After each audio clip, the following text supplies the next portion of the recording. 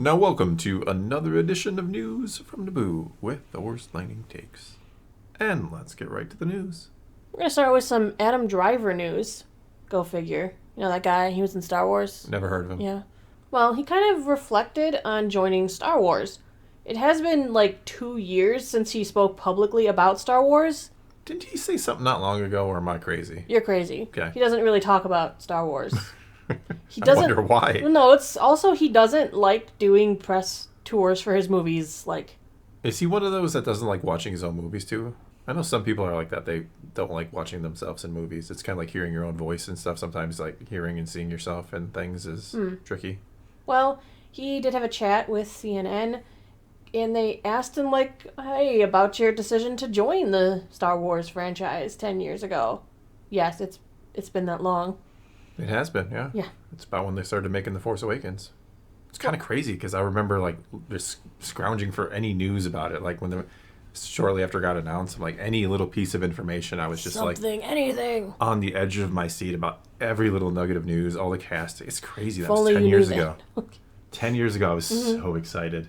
Well, they asked him how he felt about the idea of being part of the Star Wars sequel trilogy. And Driver said, I took it really seriously and thought about it a lot. I was very on the fence. I was aware that it was a great opportunity, and I didn't want to be in it and be bad. A lot of people were going to watch it. I was a fan of all those movies. Okay, yeah. He's not wrong about any of that. Nope. I kind of feel bad that maybe part of the trilogy didn't do him so well. I don't think he did his character justice at all, no. That was He like may the have theme of been- the whole trilogy there. Didn't do your character justice. Well, yeah, it's good to put any character name in there, right? Yeah. And get the same response. But See, Ray, he's Finn, probably my Luke. favorite character in terms of like, It's because I think he's a very talented actor. he's very talented, and I still like it, and I know you can hate everything about the movie, but I like the Han and Kylo Ren scene, or Ben Solo scene in The Rise of Skywalker. I think that is very well done. It's very well acted by both guys. And it's just, it's one of the few times in the trilogy I feel anything at all. And I'm not saying I'm like, bawling and like, oh my God, this is so sad. No, I'm like, but at least it was something. I kind of really like in The Rise of Skywalker when he pulls the saber out from behind his back, when he's a good guy again, and he does the little shrug. Because the shrug reminds me of Han Solo. It reminds me so much of like the bunker on Endor, and he. Yeah, I love that. Yes, when he's like all the. It's Ewoks not just pop look. out, It's a like, funny thing. That was a such Han moment out of him. Fair. That's how I've always kind of seen it. A lot of people are like, it turned into a big TikTok meme type thing of him doing a little shrug, but I'm like, that felt Han to me. That really spoke to me about he does have his father in him too. He is a Solo. Okay. There was that little, smuggler, debonair, scoundrel type thing. I think my most emotional, or the most emotional scene, I think, in the sequel trilogy is when Leia dies and Chewie does his scream, or his, cry. Like, oh, that's the only time I was like, you got me. Because that's Chewie and Leia. I mean... I know. Everything, the context around it sucked. Everything else sucked about the movie, but that got me.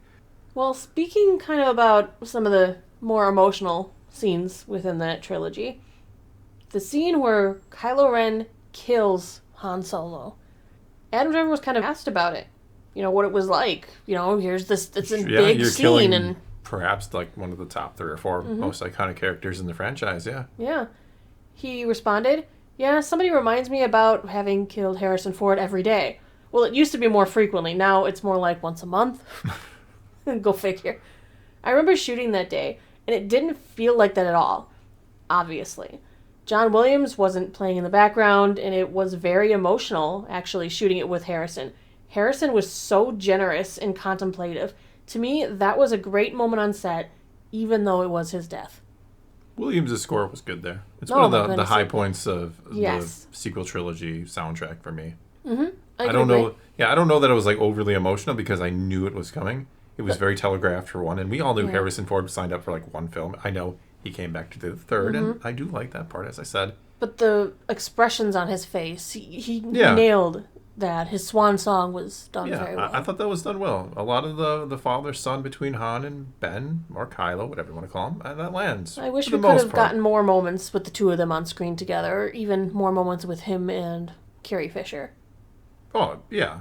we never really have, other than their like moment of connection in The Last Jedi when he's attacking and he hesitates to fire on the Raddus, and then of course he feels her death, and there's so many things in there that you're like, wow, that sounds so amazing and emotional and powerful, but then you watch the movies and you're like, oh yeah, whatever. But you can't say that was Adam Driver's fault, because I No. feel like he was one of the stronger of the newer actors for this movie. I thought they were all pretty dang good actors is the thing. Like, I know a lot of people say Daisy Ridley isn't the greatest. I guess she's been in a new movie that a lot of people are kind of saying she did a heck of a job in.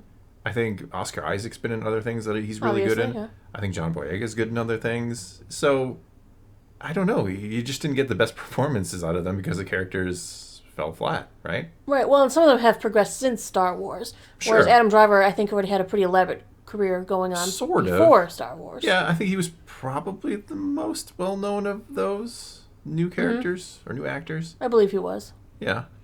Well, he's currently promoting Ferrari. It's supposed to be coming out on Christmas Day. I know you were kind of interested in that. You like cars. I like cars, yes. Yeah. Especially ones that go fast, yes. I really am curious to know if he has any future in Star Wars. I know his character is gone, but does that mean much to them? Well, to Disney and Lucasfilm, no, obviously not. Exactly. Somehow Kylo Ren returns. It'll be Rey's new Jedi Academy plus Force Ghosts. Oh my god. It'll be like Hogwarts when you had like the ghost guy walking. What was his name? There were a lot of ghosts, but you're talking about nearly headless Nick. Yeah. Yeah. He could just be walking around the temple and like talking to the students. It'll be Talking great. to Luke all the time. No, man, I be really there, too. wasn't evil then. Luke You could be did like, it. what's her name, Myrtle in the bathroom. That'll be where Luke is drinking his green milk. No, you can't drink your green milk when you're dead. It just goes right through him. It'd be disgusting. All right, let's move on to something else I thought was very interesting. Okay. So Disney CEO Bob Iger says, number one priority is turning around Marvel. He seems to have realized there's a problem going on with that. He's already acknowledged the problem with. Yeah, he's had a lot to say With in the Star last few Wars. days. There's been a lot coming out from Disney, which I've been meaning to talk about on my channel. It's just been Yes. hectic. Well, one The thing he holidays and has stuff, yeah. said is that quality needs attention to deliver quality. It doesn't happen by accident. And quantity, in our case, diluted quality. And Marvel has suffered greatly from that. Oh, yeah. Oh, yeah. I find it interesting that their number one priority is turning around Marvel. He said, I would say right now my number one priority is to help the studio turn around creatively. He says they've made too many film sequels that have not been well received by audiences or critics. There has to be a good reason to make them. It's sad that somebody has to come and say that. Well, Disney didn't need a good reason to make them. I mean, how many Toy Story movies are there? The first don't one's know. still obviously the best, but you make them because kids, they're used to cranking out sequels because when the kid is young and the fire is hot, you go for it. Sure. When Pocahontas came out, there's at least 2 of those. There's like 3 or 4 Era Little Mermaids, 3 or 4 Lion Kings. They usually launch like animated series that go along Those are with like these. the straight to DVD type movies, though. Right, but they launch all these because kids want them and kids will watch them and they know that, hey, Mom, look, is that Elsa in something? I have to go. I have to see it. Yeah, but I mean, Marvel, though it appeals to children, don't get me wrong. I'm not saying there's no appeal there, but it's really, you're missing your core audience, which is the Exactly. the slightly older crowd, shall we say. I agree 100%. All the way up to the, old people in the 90s who probably enjoy Marvel as well, right? Anybody can enjoy Marvel. That's what I'm kind of saying. Yeah, Iger said, often the story is not as strong as the original. That can be a problem. But it just has to have a reason. You have to have a reason to make it beyond commerce. There has to be an artistic reason to make it, and we've made too many. Like, how is that something that he has to say? It's Isn't sad that he obvious? has to say it. It's clear that he's trying to get a message Like- across, not just to the audience to go, hey, we're going to try and do better, but to the people who are creating to go, what are you doing? It's frustrating because everybody who's had any complaints about, say, Marvel or Star Wars in the last decade or so, like, that's what they say. We want good stories. Don't just make it to make it. Content for the sake of content, consume content. There's a million sayings Wash, about rinse, that. repeat, yeah. Yeah, exactly, yeah. So, yeah, duh. Like, that's what everybody has been saying for a very long time, especially as the quality does go down. Everything pretty much post-Endgame has been on a slow, steady decline. Yeah. Disney says they're only going to greenlight sequels that believe they are worth telling. In addition to this increased output that they had going on, Iger attributed the diminished quality of the franchise films to lack of executive supervision that began during the height of the COVID pandemics, including the Marvels. Marvels had the lowest box office opening in MCU history at like $47 million in domestic sales. It was shot during COVID. There wasn't much supervision on set, so to speak, where they usually have executives there really looking over what's being done day after day. And Iger says he does still plan to depart Disney once again in 2026 when his contract expires, and is going to have to search for his successor, which will be a robust process. Sure. I mean, it's glad that he like looks at this and he goes, "What are you guys doing? Why are we making so many like these movies didn't have points?" Yeah, I agree with that aspect. The executive oversight, like if he's talking about like the financials and how you're spending the money, I get that, but like I don't know that it's like we need Bob Iger on. Not that he'd even be the one doing it. Don't get me wrong, but I don't know that we need the execs there like looking at the footage and being like, yeah, you guys you're nailing it here. Like that's not. I don't want executives in the creative field. You know, they don't. It's like oil and water. Like it doesn't mix. They have two different mindsets, right? It depends on what they mean by executive. Could you call Dave Filoni's new position? He is the... Well, sure, but... What? He's the chief creative officer. Yeah. That's technically an executive position, and if he is overseeing things, then he can be like, let's fix this. Yeah, but what I'm saying, or what it sounds like, I guess I should say, is he's implying like there are not enough people like in there overseeing what they're doing in terms of... Because the creatives want to just create, right? They're not... But you also, creativity can flourish in a room with many people. Two people in an echo chamber doesn't work so well. When somebody's throwing an idea, they're just going back and forth, and now one idea is coming forward, but that doesn't mean it's a good idea. No, you're right. I'm not disagreeing. I guess what I'm envisioning when he says that, just kind of the way he says it. Talking about like the board members? Yeah, I see like, random suit and tie shows up on set. He's like, wow, let's see today's footage. Yeah, this is no good. Like, do you even know who these characters are? No, but I don't think this looks good. Well, I'm... seeing when he talks about, like, the artistic reasons to have these stories, I assume that also means that these executives are more than just what you're envisioning. Yeah. I mean, they did recently, remember, look at what they had shot and what was going on for Daredevil, and this executive supervision that watched all this said, no. Yeah, I'm probably looking at... they probably mean somebody we more need to fix this. Yeah, on the creative side of things, right? Maybe he's even talking about, like, Feige, there's so many projects going on that he's not, able to keep tabs on every single one of them, so things are that he wouldn't approve of, or others in that kind of same capacity. You're probably right.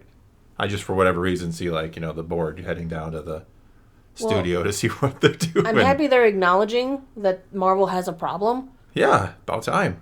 I'm happy that obviously if they've noticed the problem here, they've got to notice there's an issue with Star Wars. That could be perhaps why they promoted Dave Filoni in an executive type role position. I think that's a twofold. I think because they believe, and it's true, right? Most fans, I think, approve of Filoni. I know he certainly has his detractors. I'm not saying that. He's not perfect, but... No, he's not. I kind of have had issues after Ahsoka with him, sure. But my point is, I think that's a PR move partly, right? Filoni, we're listening to you fans. We know you like Filoni. We're going to promote him. But it also is, he's the guy who knows Star Wars. It's actually like that. I mean, especially from their point of view. I mean, again, we can not worry about the fans and arguing how much he knows or not. But they certainly look at him as the guy who is their expert, right? So promoting him makes sense and seems to be the right move, if that makes sense. Yes. So again, it's a twofold. It's a PR thing to impress the fans, and you're finally acknowledging, like, oh yeah, this is the guy who knows Star Wars. So maybe we should let him do more with it, have a little more control, a little more say. All right. Well, for now, I think that's going to be all we got for you this time. So now it's your turn. Take to the comments below. Tell us what you think of any and all of today's news. Let's talk some Star Wars and let's talk some Marvel. And until next time, thanks for watching.